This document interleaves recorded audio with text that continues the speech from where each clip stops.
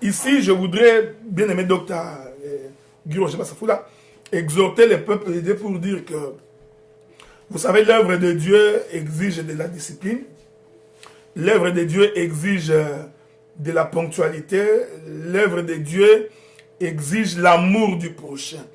Cette chose est très importante parce que vous savez, lorsque cet homme qui a quitté, comme disent les Écritures, qui quitta, je crois que c'est Jérusalem, non, Jéricho pour aller à Jérusalem, quand cet homme s'est déplacé, en cours de chemin, il rencontra des bandits qui l'ont tabassé et qui l'ont laissé à demi-mort. L'Écriture dit qu'un lévite passé par là, il passa outre.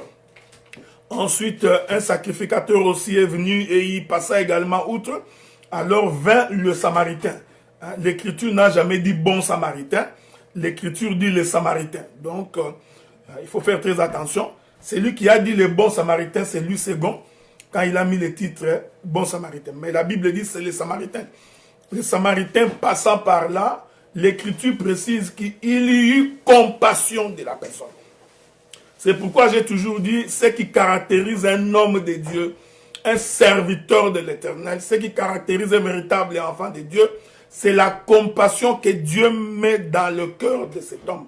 Et quand on a la compassion de son prochain, on a un autre regard sur la personne. On regarde la personne d'une autre manière. Voilà pourquoi nous disons, dans l'œuvre de Dieu, ça demande de la discipline, de l'amour et de la compassion. Nous prêchons pour que nous puissions procéder à un changement de mode de vie. Il faudrait que l'homme intérieur soit changé. Il faudrait que nous soyons transformés. S'il n'y a pas de changement, qu'il n'y a pas de transformation, vous comprenez que nous sommes en train de travailler en vain. Voilà pourquoi j'ai toujours dit et j'ai toujours exigé de la part des hommes qui veulent servir le Seigneur. Il est vrai que nous ne sommes pas parfaits. Nous avons certainement certaines faiblesses, nous avons des erreurs, mais nous avons la capacité de nous relever. Lorsque nous tombons et que nous réalisons que nous avions fait un faux pas, qu'est-ce que nous faisons? Nous nous relevons pour continuer la marche. Mais il convient de préciser aussi, Dr. Guy-Roger Bassafoula, qu'en tant que serviteurs de Dieu, nous faisons également face au combat. Donc les combats, quand bien qu'il apparaît physiquement ou spirituellement, ça fait partie de notre héritage. Voilà, j'aime ça. Amen. Voilà. Les combats font partie de l'héritage d'un enfant de Dieu. Donc il ne faut jamais refuser un combat dans ta vie. Quand le combat arrive dans ta vie, deux choses. Tu examines et tu vois. Si tu trouves que tu as commis une erreur, tu repars. Dieu vient à ton secours et tu continues. Si tu trouves que tu n'as rien à te reprocher, tu bénis le Seigneur. Mais tu ne peux pas éviter le combat dans le ministère. Ça, je l'ai dit pour tous les autres bien-aimés qui sont appelés au ministère. Le combat fait partie. Le Seigneur a dit ceci. Si l'on fait ceci à un bois vert, vous parlez de lui. Vous voyez, lui un bois vert. Lui qui a encore le jus. Il précise, que fera-t-on à un bois sec? Je n'entre pas dans les détails parce que le bois vert, c'est le bois qui a l'eau à l'intérieur. Donc, c'est le bois qui a la parole. Voyez-vous? Donc, quand bien même que ce bois-là a la parole, a la vie, mais le combat est incontournable. Il dit, mais que feront-on à un bois sec? Ah, vous comprenez que nous, nous sommes le bois sec. Pourquoi? Parce que nous étions sans Dieu. Nous n'avions pas Dieu en nous. Vous comprenez? Donc, nous avions bénéficié de la parole du Seigneur. Bon, si cela est possible pour un bois vert, cela est aussi possible pour un bois sec. C'est pourquoi nous avions appris dans les ministères que le combat fait partie du ministère. Tu ne peux pas t'en passer. On fait avec, on continue la marche. L'Écriture dit qu'on dise mal de vous, qu'on vous critique, ce qui est important, qu'on ne vous trouve pas là-dedans. Donc, on peut critiquer, on peut parler. Je vais finir avant d'accorder la parole au docteur Guy-Roger Bassafoula. Vous avez remarqué que lorsque Dieu a créé Adam, parce que vous savez, nous avons l'habitude, j'ai toujours dit, nous entrons dans les jardins, nous en sortons sans coup, sans blessure. Parce que nous avons les repères. Hein? Nous avons déjà été dans les jardins, nous savons par où entrer, par où sortir. Avez-vous remarqué que Dieu, avant de créer l'homme, avant que Dieu ne vienne placer l'homme dans les jardins, il y a eu déjà un combat au ciel. Un combat au ciel qui s'est passé entre l'ange Michael et le diable, qu'on appelle Lucifer. Il ne faut pas être étonné. Quand on dit l'ange Michael, c'est l'Éternel. On reviendra plus tard là-dessus. Il ne faut pas croire qu'il y a un ange qui s'appelle Michael et que c'est l'ange de combat. Non. Quand Dieu vient combattre pour son peuple, il utilise l'ange Michael comme la tribu qu'il se sert pour combattre. Maintenant, oui, il n'y a pas de problème, docteur. Maintenant, remarquez que quand il y a eu ces combats-là au ciel, la Bible dit que lorsque l'armée de l'Éternel a vaincu le diable a été précipité sur la terre. Avez-vous remarqué ça? Donc, avant même que Dieu n'ait créé l'homme, voyez-vous, donc l'Éternel Dieu, il a fait en sorte que, en plaçant l'homme dans les jardins, Dieu fait que dans le combat qui s'est passé au ciel, Dieu prit l'homme, il prit le diable, il le précipita sur la terre. Et la parole dit malheur à la terre, parce que le diable est venu vers vous, animé d'une très grande colère. Donc nous comprenons que notre présence sur la terre, c'est tout un combat. Parce que le diable est sur la terre. Donc un enfant de Dieu ne peut pas considérer les combats spirituels comme étant quelque chose de diabolique ou quelque chose de mauvais. Non. Bien au contraire, le combat spirituel fait partie de l'héritage des saints. Voilà pourquoi, lorsque Israël est sorti de l'Égypte, l'Écriture dit, j'ai laissé tout autour de toi Israël. Les Éphésiens, les Hérésiens, les Philistins, tous ces peuples qui étaient tout autour d'Israël, afin que Israël apprenne à combattre. C'est comme ça. Dieu n'a pas laissé ce monde-là tout autour d'Israël pour que Israël puisse aller cueillir le blé et manger tout le temps. Non, c'était pour que Israël apprenne à combattre, pour qu'il apprenne comment on combat, comment on est en train de faire, comment on résiste. Hein? L'Écriture dit résister au diable. Mais comment toi tu peux résister au diable? Hein? Comment tu peux résister au diable si tu ne combats pas? Donc tu combats, tu comprends que même pour résister au diable, il faut que tu apprennes à combattre. Vous avez remarqué cela? Donc, l'Écriture démontre que le Seigneur a fait de nous un peuple qui combat. Voilà pourquoi, même quand Abraham est sorti de Charan, de Chaldée de Charan, Abraham sort de Chaldée de Charan, Abraham fait le voyage, il arrive à Cana. L'Écriture dit que lorsqu'Abraham est arrivé à Cana, Abraham a trouvé le pays de Cana occupé. Vous voyez, frère, Dieu fait la promesse. On va lire cette écriture-là. Je crois que c'est dans Genèse, si je ne me trompe pas, ça devrait être Genèse chapitre 12 ou 11. Alors, souffrez avec moi, je vais trouver l'écriture.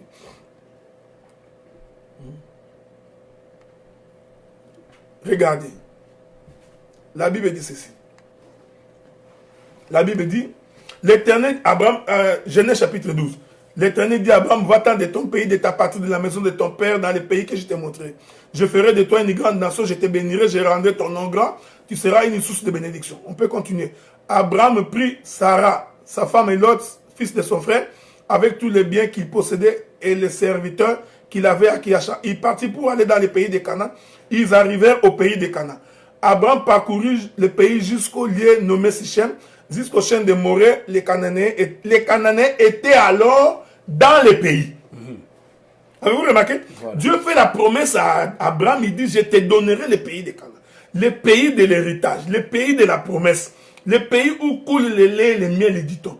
Mais quand Abraham arrive à Canaan, parce qu'il est arrivé à Canaan, il a trouvé que Canaan était occupé par un peuple. C'est là où nous disons aux enfants de Dieu, tu ne marches pas sur le rose dans ces choses. Comment Dieu fait la promesse à Abraham? Il dit, je te donne un pays, mais le pays est occupé.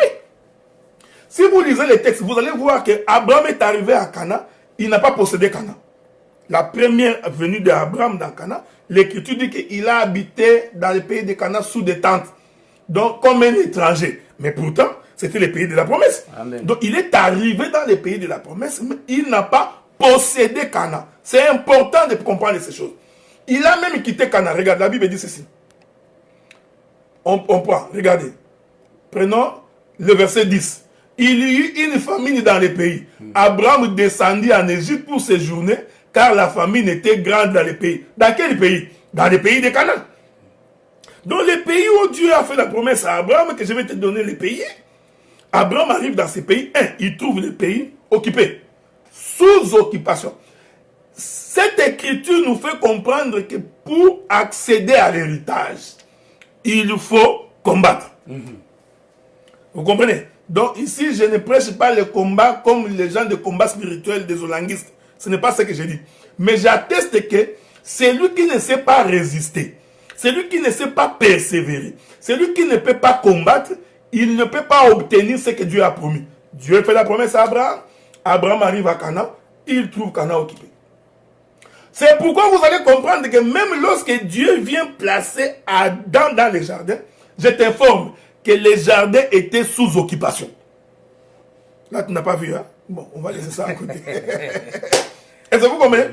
Les jardins étaient sous occupation parce que les serpents, les plus rusés des animaux, hein, le plus malin d'entre les animaux qui étaient malins, il était déjà dans les jardins. Amen. Donc vous comprenez, ce sont des choses spirituelles que nous expliquons. Donc nous venons dans les choses de Dieu. Nous avons la promesse, mais la promesse, pour l'obtenir, il faut que tu sois capable de résister. Voilà pourquoi Abraham, tout en étant dans les pays de Canaan, il a trouvé les pays possédés. C'est pourquoi même quand Christ est arrivé, parce que là je suis en train de balancer la nuit plusieurs fois. Voilà. C'est pourquoi quand Christ est arrivé dans le monde, parce que nous disons, c'est Christ là qui rentre dans le monde, c'est aussi Abraham qui vient dans les pays d'Égypte. Ah, là j'ai balancé la nuit. Vous voyez? Donc Abraham rentre dans les pays de Canaan, il trouve les pays de Canaan occupés. Ici, il faut faire très attention parce que le Canaan qui est occupé ici cache des mystères. Parce que ce Canaan-là, il est différent du Canaan que Israël va venir posséder. Je n'entre pas dans ce détail-là. C'est pourquoi quand Christ est arrivé, il trouva le pays était sous l'occupation romaine. Je te dis, Christ est venu dans les pays de Canaan. Donc Israël sous occupation romaine, c'était le pays de Canaan. Christ vient, il entre.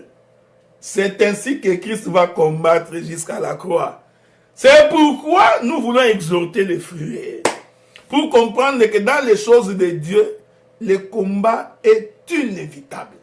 La question c'est que, comment tu résistes? Comment tu marches? Bon, j'ai pris la parole pendant...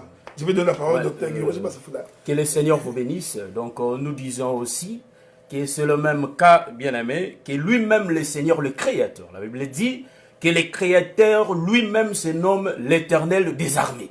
Donc, si se nomme l'Éternel des armées, voilà pourquoi nous comprenons qu'il savait qu'il y aurait des combats. Voilà pourquoi lui-même, il est le chef de l'armée. Donc, s'il est le chef de l'armée, nous allons comprendre que non, nous aussi sur la terre, nous allons connaître des combats, car nous sommes l'image de Dieu. Si lui connaît les combats, donc nous aussi, nous allons en connaître. Donc, c'est ce que je peux exhorter les enfants de Dieu, les serviteurs de Dieu, les hommes de Dieu. Même si les gens ne veulent pas de toi, sache-les bien que si Dieu t'agrée, c'est déjà OK pour toi. Donc, c'est ce que je peux dire. Donc, ce qui est ici, les bien-aimés, si on te combat, il faut dire merci, car le Seigneur lui-même aussi a été combattu. Voilà pourquoi nous allons comprendre que non, Jéricho a été barricadé. Mais Dieu avait donné la promesse, c'est-à-dire Dieu avait fait la promesse à ce peuple qui va leur donner quoi? Jéricho. Voilà pourquoi nous comprenons que non, il faut que Israël combatte pour qu'ils aient possession de quoi? De Jéricho. Donc, il ne faut pas t'inquiéter s'il y a des combats dans ta vie. Il ne faut pas être étonné, car les choses là ont commencé depuis lui-même, depuis dans le ciel. Donc, ce que je peux dire, c'est ça. Voilà pourquoi nous disons aussi que le Seigneur qui fait le mouvement de quitter le ciel, descendre sur la terre, pour venir combattre les diables. Est-ce que vous voyez ça? Il avait quitté le ciel pour engager un combat.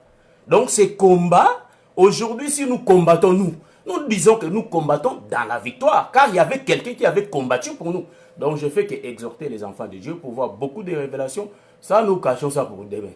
Donc, je sais que demain, je vais balancer un peu la nuée. Mais aujourd'hui, nous sommes là pour exhorter nos frères qui sont combattus, nos frères qui sont attaqués par les autres. Même mon bien-aimé, ça, je peux dire donc mes bien-aimés, même si les gens disent que non, t'es pas ministre, t'es quoi, tu connais pas, t'es ça. Faut pas t'en faire, frère. Car l'Écriture dit, le frère Paul dit, aujourd'hui nous disons que le frère Paul, c'est un prédicateur il était un prédicateur par excellence, mais nous disons lui-même aussi, n'a pas été accepté par tout le monde. Donc nous disons que le frère Paul dit même, dans l'Écriture, il dit que si pour eux, je ne suis pas ministre, mais pour vous, quand même, je suis ministre. Donc, nous comprenons qu'il y avait des gens aussi qui contestaient le frère Paul. Donc, nous allons dire ceci, que nos frères, il ne faut pas baisser les bras, continuer à servir le Seigneur, même si tu combattes, et nous croyons que le Seigneur, si le Seigneur est de notre côté, nous n'allons pas nous inquiéter. Car même les apôtres, donc les bien-aimés Pierre, les bien-aimés Paul, ils ont connu aussi des combats. Donc nous aussi de notre temps, nous allons aussi les connaître, c'est normal. Mais ce que moi je vais vous demander, bien-aimés, en tout cas, je vais dire que nous persévérons-nous et marchons toujours dans la piété, dans la sanctification. Le Seigneur est avec nous. Je remets la parole au docteur. Voilà, donc bien-aimés dans le Seigneur, nous allons continuer. Ça, c'était une exhortation. Et puis, je vous avais dit que la Bible dit que tout concourt pour le bien de ceux qui aiment Dieu. C'est une chose importante. Et nous voulons également dire que quand quelqu'un a le ministère, personne ne peut t'empêcher de servir le Seigneur. Ça a toujours été ma vision des choses. C'est-à-dire que, vous savez, ce qui tue l'homme, naturellement, l'homme a tendance à vouloir écraser son frère. L'homme a toujours tendance à vouloir donner l'échec, qu'il échoue. Non. Nous devons apprendre à encourager nos frères, tant soit peu, pour qu'ils exercent avec excellence.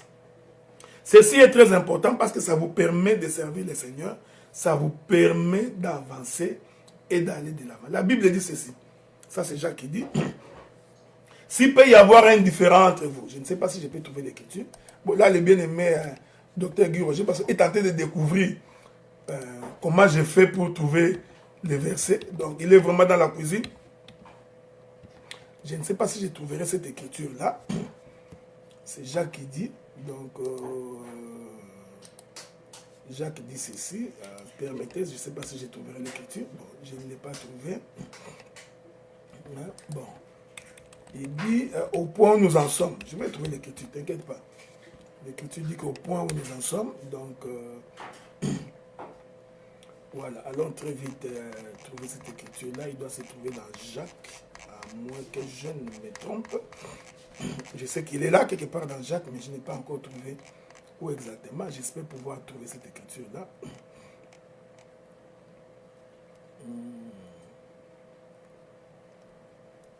Je crois que c'est Jacques chapitre 5. Non, je n'ai pas trouvé encore l'écriture. C'est Jacques qui a dit ça. Il dit au point où nous en sommes, on peut les mettre à côté et continuer la marche ensemble. Donc, je ne l'ai pas trouvé, mais j'espère pouvoir les trouver, cette écriture-là. Bon, en tout cas, je pourrais revenir là-dessus après. Donc, c'est Philippiens, chapitre 3, verset 16. Ok, Philippiens, chapitre 3, verset 16. La prophétesse nous a donné le verset. Le verset. Philippiens, chapitre 3, verset 16. Et regardez ce que l'Écriture dit. Il dit, je commence par le verset 14. Je cours vers le but pour remporter le prix de la vocation céleste de Dieu en Jésus-Christ. Nous tous, donc, qui sommes parfaits, ayons cette même pensée. Et si vous êtes en quelque point de notre avis, Dieu vous éclairera aussi là-dessus. Seulement, au point où nous sommes parvenus, marchons des mêmes pas. Soyez tous mes imitateurs, frères, portez les regards sur ceux qui marchent selon le modèle que vous avez en nous. Car il y en a plusieurs qui marchent en ennemis de la croix. Je vous en ai souvent parlé. J'en parle encore maintenant en pleurant. Donc Paul nous fait comprendre que il est possible qu'il y ait des différends entre les frères. Je vais essayer de vous aider. Il est possible que certains confessent la dîme de telle manière, les autres la confessent de telle autre manière. Il y en a certains qui peuvent dire que pour prier, il faut que les femmes soient à gauche et que les hommes soient à droite. Certains disent qu'il faut qu'il y ait des chaises spéciales pour les prédicateurs, voilà, et les chaises spéciales pour les disciples et les chaises pour les... Tu vois, ce sont des points de vue contraires. Certains qui disent que pour lire la Bible, il faut se mettre debout. D'autres disent, nous ne pouvons pas nous mettre debout pour lire la Bible. Ça, ce sont des différences. C'est pourquoi Paul dit, même si nous avons ces différences-là, au point où nous en sommes, nous les mettons à côté. Voilà. Nous continuons la marche.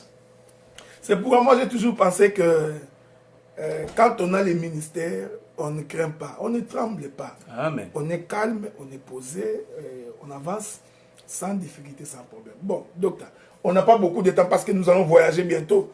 Nous allons partir à Montréal. Nous allons rentrer très vite dans le livre de Genèse, dans son chapitre 20. Genèse, chapitre 20. Rentrons là-bas très vite. Bon, je commence par le verset 5. Non, verset 1er.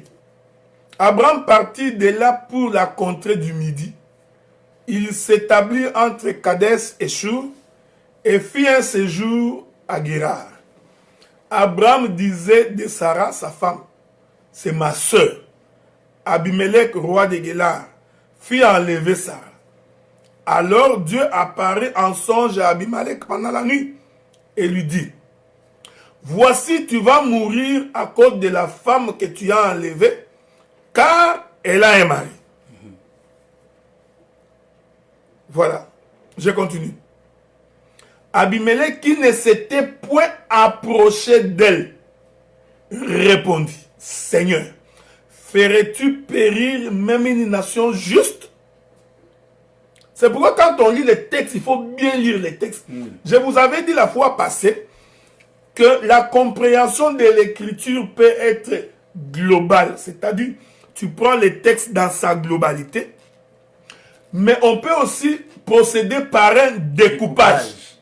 Donc, tu découpes un bout de verset dans une histoire. Tu fais ressortir le bout de verset. C'est ce que j'ai appelé, moi, on est dans le ministère de la décentralisation et du découpage territorial. Tu récupères un bout de verset. Amen. De ce bout de verset, tu expliques la pensée cachée de l'écriture. Amen. Ici, le pharaon Abimelech, qui est pharaon d'Égypte, il précise que sa nation est une nation juste. Amen. Ouais, frère. Donc, là, je n'ai pas pris le texte en son entièreté. J'ai découpé un morceau. J'ai fait ressortir, j'ai dit, bon, je vais essayer de vous expliquer. Ce qui forme Jacob, ce sont les 12 pierres. Hein? Quand vous prenez les 12 enfants de Jacob, qui forment les 12 tribus, c'est ce qui forme Jacob. Vous voyez? Ça, c'est Jacob en entièreté. Mais je peux retirer Issachar. Je retire Issachar pour expliquer Jacob. C'est ce que j'appelle moi les découpages. Parce que vous comprenez que Jacob, c'est un pays composé de plusieurs parties.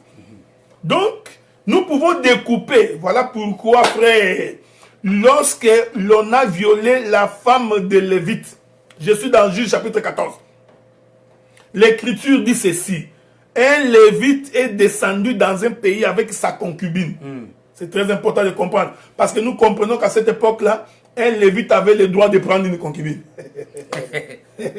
Voyez-vous, frère? Faites attention quand nous expliquons les Écritures. Donc, les Lévites prirent sa concubine. Ils descendirent dans un pays étranger.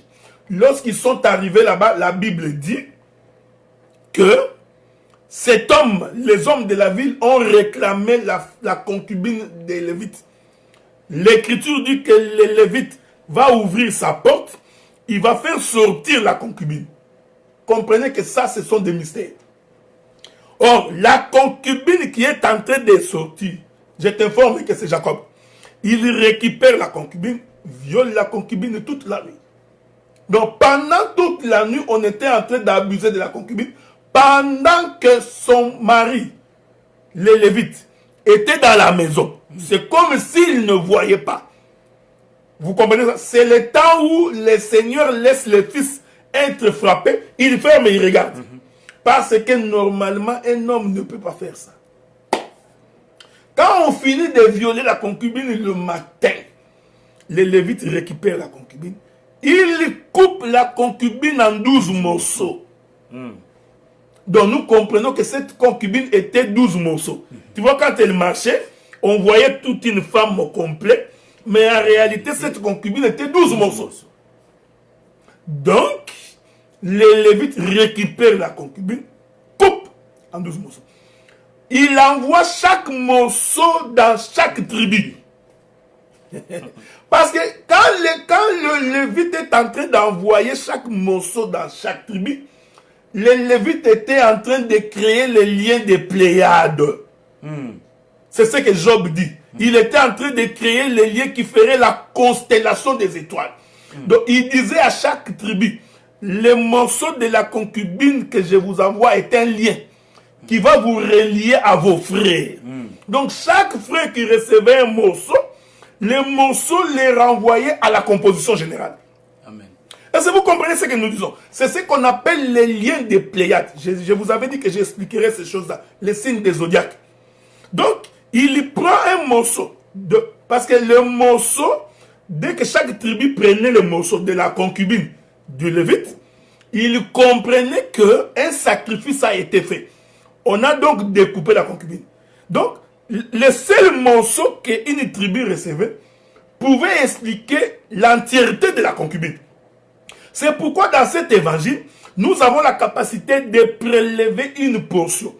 De la portion, nous pouvons expliquer la totalité. Voilà pourquoi beaucoup de gens ont des difficultés lorsque ils veulent comprendre le texte dans son entièreté. Comment dit, expliquez-moi comment Pharaon peut devenir serviteur de l'Éternel. Tu vois, c'est parce que tu as pris l'histoire dans son entièreté. Donc c'est pourquoi nous te ramenons au découpage, pour que tu sois capable de saisir ce que nous disons. Remarquez frère. Abimelech dit, feras-tu périr même une nation juste? Et il continue, ne m'a-t-il pas dit que c'est ma soeur? Et elle-même n'a-t-elle pas dit que c'est mon frère? J'ai agi avec un cœur pur et avec des mains innocentes. Bon, là, je viens de découper. Vous comprenez? Continuons. L'Écriture dit, Dieu lui dit en songe, je sais que tu as agi avec un cœur pur. Donc ce pharaon-là avait un cœur pur. Pas ça, Benjamin Tubilangana. On va se retrouver à Londres au mois de juillet, pas ça. Donc, l'Éternel, Dieu lui dit, c'est Dieu qui témoigne d'Abimelech. Il dit, Dieu lui dit en songe, je sais que tu as agi avec un cœur pur. Aussi, t'ai-je empêché de pécher contre moi? C'est pourquoi je n'ai pas permis que tu la touchasses. Maintenant, c'est ici que nous allons nous asseoir. Pour faire comprendre que ce pharaon ici, qui n'a pas touché Sarah, c'est le ministre de l'évangile. Maintenant, suivez-nous attentivement.